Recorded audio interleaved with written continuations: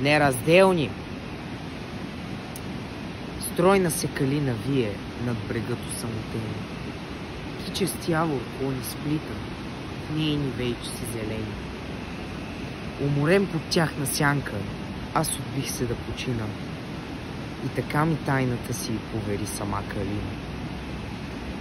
С шепота на плахи листи, шепот сладък и тъжовен.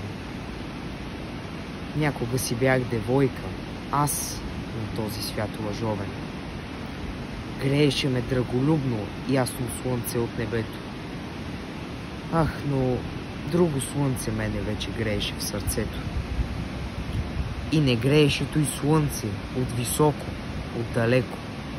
Грееше ме, гледаше ме от съседски двор напред. Гледаше ме сутрин, вечер, Иво, там, от бели двори. И тъжовна аз го слушах, той да пее и говори. Първо либе, първа севдо, не купней, не дей се, вайка, че крайо за нас не става, твоя тато, моята майка. Верни думи, вярна обич, има ли за тях развала? За сърцата, що се любят и смъртта не е раздяла. Думите му бяха сладки, бяха мъките горчиви. Писано ни е било ние да се не сбереме живи.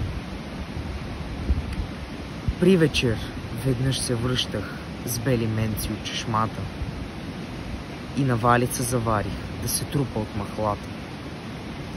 Тъкмо пред високи порти, там, на Ивовите двори, клетникът дючух между им да се шушне и говори.